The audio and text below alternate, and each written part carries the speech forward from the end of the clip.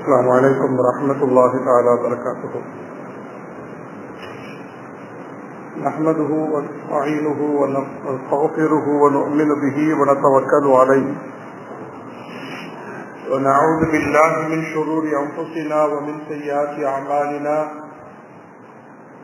من يهده الله فلا مضل له ومن يضلله فلا هادي له. ونشهد أن لا إله إلا الله وحده لا شريك له.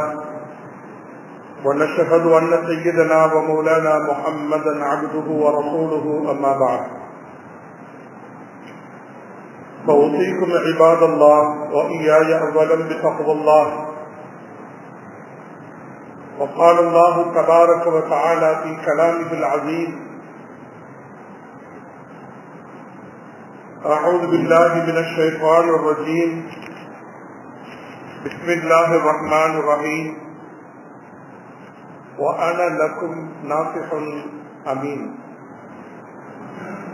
وقال النبي صلى الله عليه وسلم: الدين النصيحة.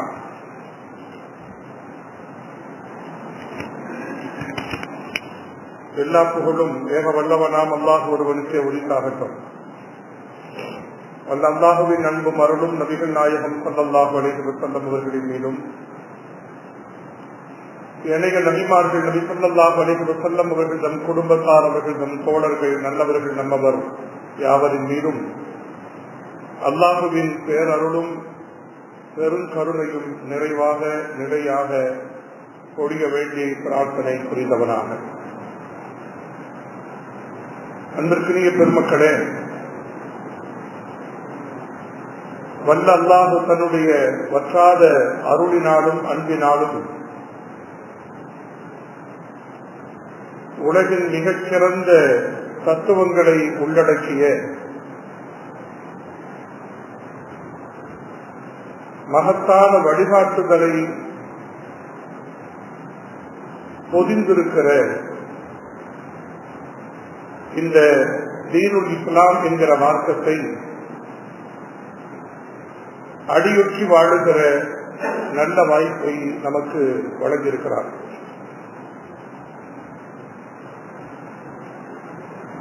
ஒரு முஸ்லிம் என்கிற நிலையில் அது குறித்து பெருமித உணர்வோடு வாழ வேண்டிய பொறுப்பும் அதற்குரிய தார்மீக துணிவும் நமக்கு உண்டு.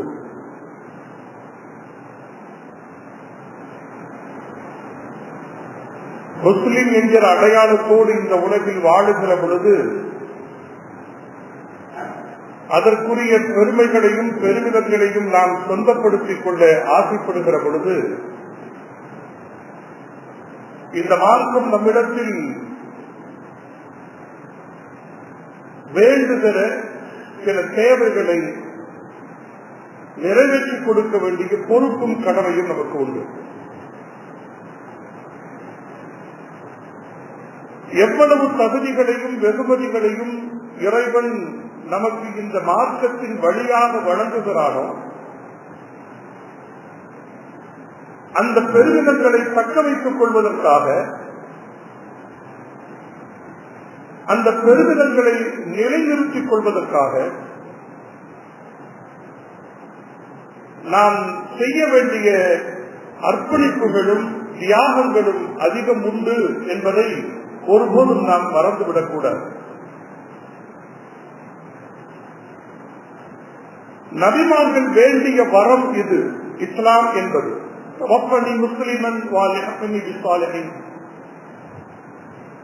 இறைவா, என்னை வாழும் போது மாத்திரமல்ல, மரணிக்கிற பொழுதும் கூட இந்த இஸ்லாமிய உணர்வோடு நான் மரணத்தை சுகிக்க வேண்டும் என்று அல்லாஹ்விடத்தில் வேண்டுதலை முன்வைத்தவர்கள் ஹஜ்ரத் யூசுப் அலைஹிஸ்ஸலாம் என்று குர்ஆன் சொல்கிறது.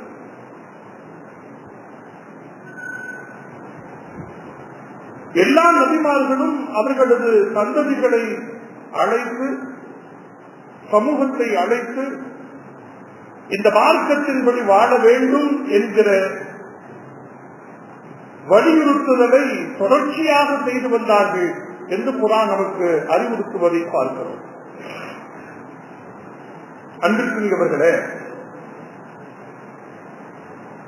முஸ்லிம் இஸ்லாம் என்பது இன்றைய உலகில் மிகவும் எதிர்பார்க்கப்படுகிற ஒரு சொல் என்பது மாத்திரமல்ல, எதிர்க்கப்படுகிற ஒரு சொல்லாகவும் இருக்கிறது. சமயம் வருகிற பொழுதெல்லாம் நம்மை சீண்டி விடுகிற ஒரு காரியத்தை அரசியலில் மேல்தளத்தில் இருப்பவர்கள் செய்து கொண்டே இருக்கிறார்கள். அதிகம் விமர்சிக்கப்படுகிற மதமாகவும் விமர்சிக்கப்படுகிற இனமாகவும் இஸ்லாமும் முஸ்லிம்களும் இருந்து கொண்டே இருக்கிறார் காலம் காலமாக. நீங்கள் வரலாற்றின் வரிகளில் வாசித்து பார்த்தால் இந்த நிகழ்வுகளை நாம் புரிந்து கொள்ள முடியும். பெருமக்களே, இவற்றையெல்லாம் ஒரு புறம் ஒதுக்கிய நிலையில்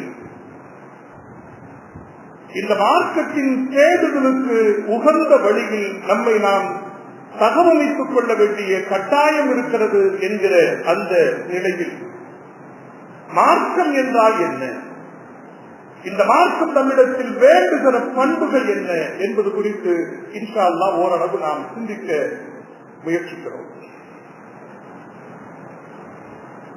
இந்த மார்க்கம் என்பது என்ன என்பது குறித்த பல வரையறைகளில் பெருமானார் ஸல்லல்லாஹு அலைஹி வஸல்லம் அவர்கள் ஒருமுறை இப்படி சொன்னார், அத்தீனு அன்-நஸீஹா என்று சொன்னார். இந்த மார்க்கம் என்றால் அன்-நஸீஹா, அடுத்தவர்களுக்கு நலம் நாடுவது என்று சொன்னார். ஒற்றை வரியில் இந்த மார்க்கத்தை பற்றிய மிகச் சுருக்கமான ரத்தின சுருக்கமான அறிமுகம் இது. அத்தீனு அன்-நஸீஹா, இந்த மார்க்கம் என்றால் பிறர் நலன் நாடுதல், அடுத்தவர்கள் நல்லா இருக்கணும்னு நினைக்கிறது. அப்படி என்றால் இதனுடைய எதிர்கருத்து என்ன? ஒரு முஸ்லிம் சுயநலவாதியாக இருந்துவிட முடியாது. பொதுநல உணர்வு கொண்டவன் தான் தன்னை முஸ்லிம் என்று சொல்லிக் கொள்ள முடியும். அதற்கான அருகதை அவனுக்கு அப்போதுதான் அமைகிறது. இன்னும் சொல்ல போனால் தன்னை விடவும் அடுத்தவர்களின் நலன் மீது நன்மைகளின் மீது அதிகம் ஆர்வமும் அக்கறையும் கொண்டவன் எவனோ அவன் தான் பூரண முஸ்லிம் என்று மார்க்கம் பேசுவதை நாம் பார்க்கிறோம். பெருமக்களே, எல்லா நபிமார்களும் இந்த சமூகத்திற்கு சொல்லிய செய்தி என்ன தெரியுமா? அமீன், மக்களே, உங்களுக்கு நான் நன்மைகளை கொண்டு சேர்ப்பதற்காக வந்திருக்கிறேன், உங்களுக்கு நன்மைகளை செய்வதற்காக நான் வந்திருக்கிறேன். இதுதான் எல்லா நபிமார்களின் பிரகடனமும். சுமார் 1,24,000 மேலான நபிமார்கள் இந்த உலகில் வந்தார்கள் என்றால் அந்த நபிமார்களின் பிரதான முழக்கம் இதுவாகத்தான் இருந்திருக்கிறது. எல்லோருக்கும் நன்மை செய்வது. அப்படி வாழ முடியுமா? நினைத்தால் வாழ முடியும். அது கடினமா? நினைத்தால் அது கடினம் இல்லாமல் எளிதாக வாழ்ந்துவிட முடியும். இஸ்லாத்தில் சொல்லப்பட்டிருக்கிற அறச்செயல்களில் இன்னும் அடையாளப்பூர்வமான காரியங்களில் ஒன்றுதான் சலாம் உரைத்தல் என்பது, இல்லையா? நாம் அறிந்த ஒன்றுதான் அஸ்ஸலாமு அலைக்கும் என்று அறிமுகமானவருக்கும் சரி அறிமுகம் இல்லாதவருக்கும் சரி இந்த வார்த்தையை சொல்லித்தான் நாம் ஒருவரோடு உறவாட, ஒருவரோடு நட்பு பாராட்ட, தோழமை கொள்வதற்கு இந்த ஒற்றை சொல் தான் நமக்கு கருவியாக இருக்கிறது, ஆயுதமாக இருக்கிறது. அஸ்ஸலாமு அலைக்கும் என்றால் என்ன பொருள்? அல்லாஹுவின் அருள் உன் மீது உண்டாகட்டும் என்று பொருள். அது வெறும் வாய்ச்சொல் அல்ல, ஒரு சம்பிரதாய சொல் அல்ல. அந்த சக முஸ்லிமை பார்க்கிற பொழுது உன் வாழ்வின் மீது எனக்கு அக்கறை இருக்கிறது, உன் வாழ்க்கை சங்கடங்கள் இல்லாமல் கழிய வேண்டும் என்கிற ஆர்வம் எனக்கு இருக்கிறது, அல்லாஹுவின் அருள் சூழ்ந்த ஒரு வாழ்க்கை உனக்கு அமைய வேண்டும் என்பதை நான் உணவான விரும்புவனாக இருக்கிறேன் என்பதனை பிரகடனப்படுத்துகிற ஒரு வாக்கு மூலம்தான் அது. அஸ்ஸலாமு அலைக்கும். கேட்டவன் வாழைக்கும் சலாம் என்று சொல்ல வேண்டும், இல்லையா? ஒரு சின்ன விஷயம் தான், வாழைக்கும் சலாம் என்று சொல்ல வேண்டும். என் மீது அக்கறையும் அன்பும் கொண்ட சகோதரனே, உனக்கும் உன் விருப்பம் போல அல்லாஹுவின் அருள் எனக்கு வந்து சேர்வதை போல உனக்கும் வந்து சேரும். இரண்டு முஸ்லிம்களும் பரிமாறிக்கொள்கிற இந்த சொல்லில் ஒருவரின் மீது ஒருவர் நன்மை புரிய வேண்டும் என்கிற வேட்கையும் விருப்பமும் மேலோங்கி இருக்கிற இந்த அம்சங்களை நாம் பார்க்கிறோம். பெருமக்களே, குர்ஆனிலே ஒரு அத்தியாயம் இருக்கிறது. அந்த அத்தியாயத்திற்கு நம்லு என்று பெயர். நம்லு என்றால் எறும்பு என்று அர்த்தம். அந்த சூரா பல்வேறு விஷயங்களை குறித்து பேசுகிறது. அந்த சூறாவில் இடம்பெற்றிருக்கிற ஒரு சம்பவம் உண்டு. அதற்கு சுலைமான் அலைஹிஸ்ஸலாத்து வஸ்ஸலாம் அவர்களுடைய வாழ்வோடு சம்பந்தப்பட்ட ஒரு வரலாறு. அதற்கு சுலைமான் அலைஹிஸ்ஸலாத்து வஸ்ஸலாம் அவர்கள் மிக பெரும் அரசர், மாபெரும் அரசர். எல்லா உயிரினங்களின் மொழியும் அவர்களால் உணர முடியும்.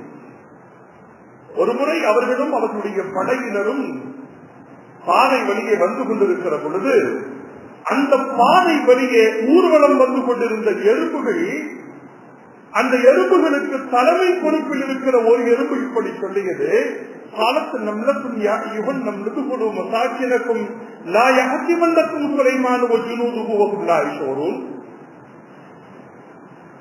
எறும்புகளே, சுலைமானும் அவருடைய படையினரும் வந்து கொண்டிருக்கிறார்கள். இந்த நேரத்தில் இந்த பாதையில் நாம் வந்தால் அவர்கள் வலம் வருகிற அந்த வாகனங்களின் சக்கரங்களில் நாம் சிக்கி செத்து போவோம். எனவே இப்போது நாம் நம்முடைய புற்றுகளில் போய் மறைந்து கொள்வோம், ஒளிந்து கொள்வோம். அவர்கள் கடந்து போனதற்கு பின்னால் இந்த இடத்திற்கு வந்து சேருவோம் என்று சக எறும்புகளின் உயிர் மீது அபிமானம் கொண்டு, ஆசை கொண்டு, அக்கறையோடு ஒரு எறும்பு பேசியதனாலே அந்த அத்தியாயத்திற்கு அல்லாஹ் என்ன பெயரை அமைத்து தந்தான் தெரியுமா? நம்லு என்கிற பெயரை அந்த அத்தியாயத்திற்கு அமைத்து தந்திருக்கிறார். பெருமக்கள் விளக்கம் சொல்வார்கள், தன்னுடைய சக உயிர்களின் மீது அக்கறையோடு இருப்பவர்களை அல்லாஹ் எப்படி ஆசீர்வதிக்கிறான், எப்படி அருள் காட்டுகிறான் என்பதற்கு ஒரு சாதாரணமான உயிரினமாக இருக்கிற எறும்பின் பெயர் கொண்டு ஒரு அத்தியாயத்தை அல்லாஹ் தலைப்புக்கு வைத்திருக்கிறான் என்றால் மனிதர்களுக்கு பாடம் பெறுவதற்கு இதில் பாடம் இருக்கிறது. அன்பிற்குரிய பெருமக்களே, திருக்குர்ஆனிலே நாம் அடிக்கடி கேள்விப்படுகிற ஒரு அத்தியாயம், இமாம்கள் அதிகம் பெரும்பாலும் மக்ரிபுடைய தொழுகைகளில் அதிகம் ஓதுகிற ஒரு அத்தியாயத்தான்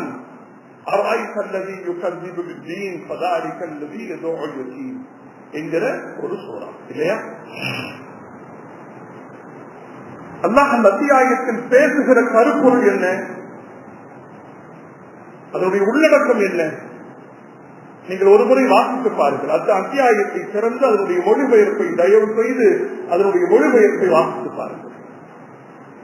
அல்லாஹ் ஒரு கேள்வியோடு அந்த அத்தியாயத்தை துவங்குகிறார். மறுமை நாள் இல்லை என்று மறுப்பவர்கள் யார் தெரியுமா என்று கேட்கிறார். மறுமை நாளை குறித்து அதை பொய்ப்பிப்பவர்கள் யார் தெரியுமா நபியே என்று கேட்கிறார். இந்த கேள்விக்கு நாம் பதிலை யோசிக்கிற பொழுது நமக்கு பல்வேறு வகையான பதில்கள் மனதில் வந்துவிடும். மறுமையை மறுப்பவர்கள், மறுமையை நம்பாதவர்கள், மறுமையை பொய் என்று சொல்பவர்கள், இன்னென்ன கேட்டகரியில் இருப்பவர்கள் என்று நம் மனம் பதில் சொல்லும். ஆனால் அல்லாஹ் என்ன பதிலை சொல்கிறான் தெரியுமா? யார் தெரியுமா? மறுமை இல்லை என்று சொல்பவர்கள் யார் தெரியுமா? அவர்கள் அனாதைகளை விரட்டி அளிப்பவர்கள்.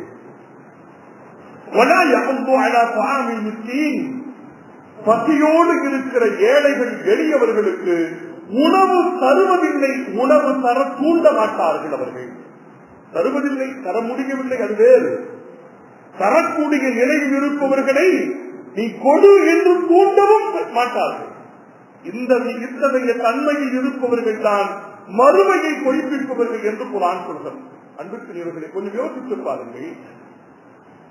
அடுத்தவர்களின் நலன் மீது அக்கறை கொள்ளாமல் தன் நலத்தின் மீது மாத்திரமே அன்பு கொண்டு, பார்வை கொண்டு, அது குறித்து மாத்திரமே சிந்தித்து கடந்து போகிறவர்களை அல்லாஹ் எப்படி அடையாளப்படுத்துகிறான் தெரியுமா?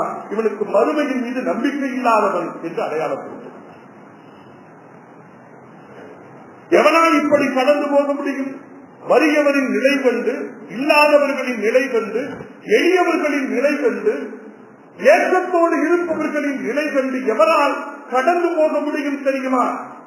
அல்லாஹ்விடத்தில் சந்திப்பை எவன் சந்தேகிக்கிறானோ அவனால் மாத்திரமே கடந்து போக முடியும். அல்லாஹ் சொல்கிறார். அல்லாஹ் நம்மை எல்லாம் பாதுகாக்க வேண்டும். பெருமானார் ரசூலுல்லாஹி ஸல்லல்லாஹு அலைஹி வஸல்லம் சொல்வார்கள், வல்லாஹு ஃபீ அவ்னில் அப்த் மா கான அல் அப்து ஃபீ அவ்னி அஹீஹி. அல்லாஹ் ஒருவனோடு இருந்து கொண்டே இருக்கிறான். இந்த ஹதீஸினுடைய சொற்களை நீங்கள் கொஞ்சம் யோசித்து பார்த்தால் இதனுடைய அர்த்தங்களின் ஆழம் நமக்கு புரியும். வல்லாஹு ஃபீ அவ்னில் அப்த் மா கான அல் அப்து ஃபீ அவ்னி அஹீஹி.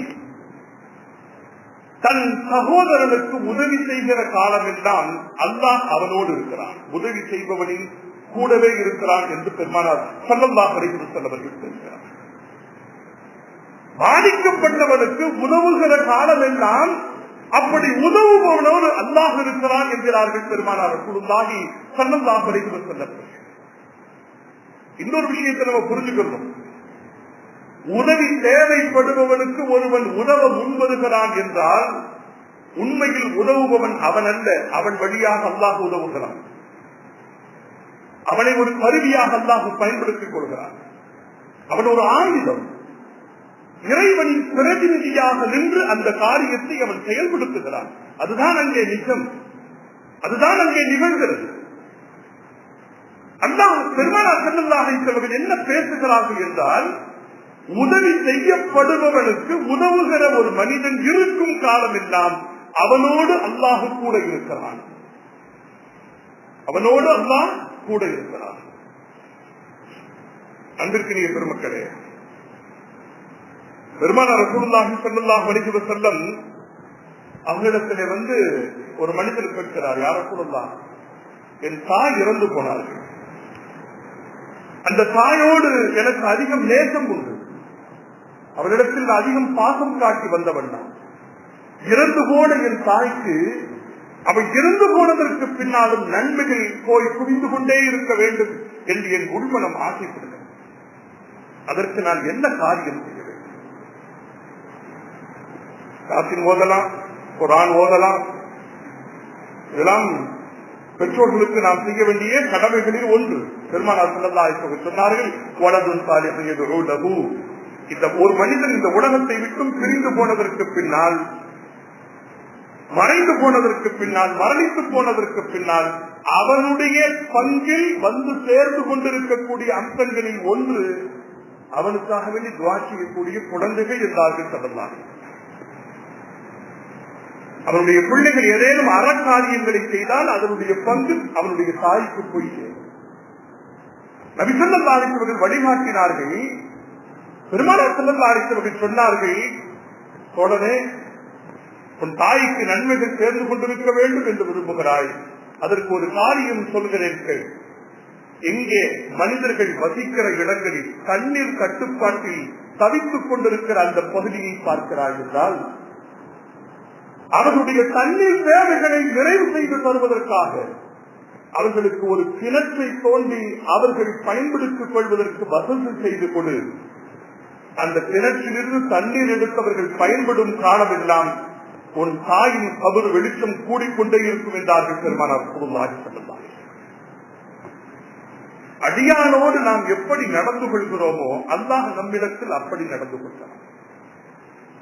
இறைவனின் அன்பு நம் மீது விழ வேண்டும் என்று நமக்கு விருப்பம் இருந்தால் சக மனிதரின் மீது நாம் அன்பு காட்டிக் கொண்டே இருக்க வேண்டும். இறைவனின் கோபத்தில் இருந்து நாம் விடுபட்டு விட வேண்டும் என்கிற விருப்பம் இருந்தால், தவறிருந்து பிழைகள் செய்து கோபமூட்டப்படுகிற, ஆத்திரமூட்டப்படுகிற அந்த தருணங்களில் அவனை அல்லாஹ்விற்காக வேண்டி மன்னிக்க நாம் முன்வந்தால் நம்முடைய தவறுகளையும் நம்முடைய பிழைகளையும் அல்லாஹ் மன்னித்து விடுகிறார். எனவே சக மனிதனிடத்தில் நாம் எப்படி நடந்து கொள்கிறோமோ அப்படித்தான் அல்லாஹ் நம்மிடத்தில் நடந்து கொள்கிறான் என்கிற அடிப்படையான தத்துவத்தை மனதில் இருத்திக் கொண்டே இருந்து செயல்பட வேண்டிய பொறுப்பும் கடமையும் நமக்கு உண்டு என்பதை நாம் புரிந்து கொள்ள வேண்டும். பெருமக்களே, அன்பிற்குரிய பெருமக்களே, நபிகள் பெருமானார் ரசூலுல்லாஹி ஸல்லல்லாஹு அலைஹி வஸல்லத்தினுடைய தன்மை அப்படித்தான் இருந்தது. எப்படி அமைந்திருந்தது என்றால், சிறுவயதிலே நபித்துவ வாழ்க்கைக்கு முன்பே அவர்கள் ஒரு சங்கம் அமைத்து மக்கள் பணி செய்து வந்தார்கள், அடுத்தவர்களுக்கு உதவி செய்து வந்தார்கள். கைஃபுல் குதூல் என்கிற பெயரில் ஒரு சங்கம் அமைத்து இளைஞர்கள் எல்லோரும் ஒன்று கூடி தேவைப்படுபவர்களுக்கு தேவைப்படுகிற உதவிகளை செய்து வந்தார்கள். நபித்துவத்தை அடைந்ததற்கு பின்னாலும் கூட அந்த சங்கத்திலிருந்து அவர்கள் செயல்பட்ட நினைவுகளை பெருமானார் ஸல்லல்லாஹு அலைஹி வஸல்லம் அசை போட்டுக் கொண்டே இருப்பார்கள் என்று ஹதீஸ்களிலே பார்க்கிறோம். ஏனென்றால் மக்களுக்காக செய்யப்படுகிற அந்த சேவை இருக்கிறது, அது ஒரு வகையில் அல்லாஹ்விற்கு செய்யப்படுகிற சேவை. அல்லாஹ் சொல்கிறார், அல்லாஹ்விற்கு அழகிய கடன் கொடுப்பவர்கள் யார் என்று குர்ஆன் கேட்கிறது. அல்லாஹ்விற்கு யார் கடன் கொடுப்பது? அல்லாஹ் கடன் கேட்கிற நிலையில் பலவீனனாக இருக்கிறானா? இல்லை. அவருடைய படைப்புகளின் தேவைகளை யார் நிறைவு செய்து வைக்கிறார்களோ அவர்கள் அல்லாஹ்விற்கே உதவுகிறார்கள் என்கிற அடிப்படையில் தான் அந்த வசனம் நமக்கு எடுத்துச் சொல்கிற விஷயத்தை நாம் புரிந்து கொள்ள கடமைப்பட்டவர்களாக இருக்கிறோம். இந்த மார்க்கம் இவ்வளவு வேகமாக உலகமெங்கும் வளர்ந்து நிற்பதற்கான பின்னணியில் எது மிக முக்கியமான முதன்மையான காரியம் தெரியுமா? சொல்லுவது, கடமைகளை செய்வது என்பது மாத்திரமல்ல, மனிதகுல சேவைகளில் நம்முடைய முன்னோர்கள் ஈடுபட்டதுதான். அதுதான் மகத்தான சேவை. பாகுபாடு இல்லாமல் மனிதர்களை இன ரீதியாக, மொழி ரீதியாக, ஜாதி ரீதியாக பிரித்து பார்க்காமல் ஆட்சி அதிகாரத்திற்கு வந்ததற்கு பின்னாலும் கூட சத்தியத்தின் அடிப்படையில் ஆட்சியை நிறுவ வேண்டும், நிலைநிறுத்திக் கொள்ள வேண்டும், நிர்வகிக்க வேண்டும் என்கிற அடிப்படையில் நம்முடைய முன்னோர்கள் வாழ்ந்ததனாலே தான் அந்த தேவை உணர்வுதான் இஸ்லாத்தை எடுத்துச் சென்று கொண்டே இருந்திருக்கிறது. உலகம் முழுக்க மார்க்கம் பரவுவதன் பின்னணியில் மக்கள் கூட தேவைதான் முதலிடத்தில் இருந்திருக்கிறது என்பதை நாம் வரலாறுகளை வாசித்து பார்க்கிற பொழுது நாம் புரிந்து கொள்ள முடியும். சமீபத்தில் வாரணாசியில் நம்முடைய முதன்மை அமைச்சர், மத்திய முதன்மை அமைச்சர் ஒரு கோவிலின் விரிவாக்க விழாவில் பேசுகிற பொழுது தேவையில்லாத ஒரு சண்டையை எடுத்திருக்கிறார் இல்லையா? நம்ம எல்லாம் பத்திரிகையில் படித்திருக்கிறோம். தேவையில்லாத ஒரு சண்டை, வம்புக்கு எடுத்திருக்கிறார். அவுரங்கசீப்பை வன்புக்கு எடுத்திருக்கிறார். இந்தியாவை அவர் காட்டு மிராண்டித்தனமாக ஆள முன்வந்தார், பல கோவில்களை இடிக்க முன்வந்தார். இதோ விரிவாக்கப்பட்டிருக்கிற இந்த கோவிலை அவர் இடித்து தரைமட்டமாக்கினார், அவர் இன்னொருவர் தான் வந்து அடக்கி ஆண்டார் என்றெல்லாம் ஒரு வரலாற்றிற்கு புறம்பான தகவல்களை எடுத்துச் சொல்லியிருக்கிறார். பொதுவாக இஸ்லாமியர்களின் மீதும் இஸ்லாத்தின் மீதும் இது மாதிரியான விமர்சனங்களும் இது மாதிரியான அவதூறு பிரச்சாரங்களும் நமக்கு புதியவை அல்ல. முஸ்லிம்கள் எதிர்கொள்வது புதியதல்ல. இது காலம் காலமாக நபிகள் நாயகம் ஸல்லல்லாஹு அலைஹி வஸல்லம் அவருடைய காலத்திலிருந்து இது மாதிரியான வரக்கூடிய செய்திகளை எல்லாம் நாம் பார்த்து கடந்துதான் வந்து கொண்டிருக்கிறோம். அவுரங்கசீப் யார்? எவ்வளவு மகத்தான ஆட்சி புரிந்தவர்? இந்த மக்களுக்கும் அல்லாஹ்விற்கும் எவ்வளவு நேர்மையாக நடந்து கொண்டவர்? அரசாட்சி தளத்தில் இருந்தும் கூட ஒரு வக்து நேரம் கூட அவர்கள் ஜமாத்துடைய தொழுகை இல்லாமல் தொழுவதில்லை. ஃபஜ்ரிலிருந்து இஷா வரைக்கும் ஜமாத்துடைய தொழுகைதான். இமாம் ஜமாத்தோடு சேர்ந்து தொழுவதில் அவ்வளவு ஆர்வம் கொண்டவராக இருந்தவர். கிட்டத்தட்ட 50 ஆண்டுகள் இந்த இந்தியாவை ஆண்டவர். அகண்ட பாரதம் என்று இவர்கள் கனவு காண்கிறார்களே, உண்மையில் அகண்ட பாரதத்தை ஆண்டவர் யார்?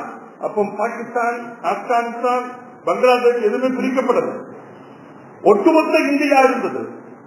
ஒரு மிக நேர்மையான ஒரு அமைச்சராகவும் நேர்மையான ஆட்சியாளராகவும் இருந்தவர் அவுரங்கசீப். அந்த அவுரங்கசீப் இறக்கும் பொழுது ஒரு வசியத்தை செய்துட்டு போனார். இங்கதான் நம்ம பார்க்கிறோம். அவர் இறக்கும் போது ஒரு வசியத்தை செய்துவிட்டு போனார். என்ன வசியத்து என்றால், என்ன உயிர் என்றால், அவருடைய சொந்த வருமானம் எப்படி அமைந்திருந்தது என்றால் நீங்கள் வரலாறை வாசித்து பாருங்கள். அவரால் ஒப்பிக் கொள்ளுவார், குர்ஆன் அவரால் எழுதுவார், கையெழுத்துக்களால் குர்ஆனை எழுதிக் கொள்வார். தொப்பிகளை அவராக பின்னிக் கொள்வார். அந்த தொப்பிகளையும் எழுதப்பட்ட குரானையும் விற்று சேர்த்த பணம் அவர் சொல்லுகிறார் 350 ரூபாய் இருக்கிறது. நான் இறந்த நாளில், நான் இறந்து போகும் நாளில் நான் சேகரிக்க வைத்திருக்கிற அந்த 350 ரூபாயை ஏழை எளியவர்களுக்கு தர்மம் செய்கிறது. ஏழை எளியவர்களுக்கு இன்னைக்கு ஆட்சியானது அவர்கள் போடுகிற உடை கிட்டத்தட்ட 10 லட்சம், அவர்கள் பயணிக்கிற வாகனங்கள் கிட்டத்தட்ட 145 கோடி இல்லையா? எல்லாமே காஸ்ட்லியாக இருக்கிறது. ஆனால் இந்த அகண்ட பாரதத்தை ஆண்ட ஒரு அமைச்சர் எவ்வளவு எளிமையாக இருந்திருக்கிறார் என்றால், எவ்வளவு நேர்மையாக இருந்திருக்கிறார் என்றால், அதை விடவும் மிக முக்கியமானது மக்கள் கூட சேவையில், மனித சேவைகளில் அவர் எவ்வளவு கண்ணும் கருத்துமாக இருந்திருக்கிறார் என்பதைத்தான் நாம் பார்க்கிறோம். சிற்றரசர்கள் எல்லாம் அவர்களை ஏற்றுக்கொண்டார்கள். எதனாலே? ஆட்சியுடைய நிர்வாகம் என்பதை எல்லாம் தாண்டி அவர் எல்லோருக்கும் சேவை செய்கிற மனிதராக இருந்தார் என்பதனால் தான் என்பதை நாம் புரிந்து கொள்ள வேண்டும். பெருமக்கள், அல்லாஹ் சுப்ஹானஹு வ தஆலா இந்த மார்க்கத்தையும் மனிதர்களையும் முஸ்லிம்களையும் பல்வேறு வகையான துன்பங்களில் இருந்தும், துயரங்களில் இருந்தும், அவதூறுகளில் இருந்த விமர்சனங்களில் இருந்தும் காலம் காலமாக இப்படி காப்பாற்றி வந்திருக்கிறான். அதுபோல இது போன்ற ஒரு நெருக்கடியான காலகட்டத்தினுடைய இது மாதிரியான விஷமத்தனமான பிரச்சாரங்களில் இருந்தும் அல்லாஹ் சுப்ஹானஹு வ தஆலா இந்த சமூகத்தை பாதுகாத்து அருள்வானாக. வாஃபிரு தஅவானா அனில் ஹம்துலில்லாஹி ரப்பில் ஆலமீன். அஸ்ஸலாமு அலைக்கும் வ ரஹ்மத்துல்லாஹி வ பரகாத்துஹு.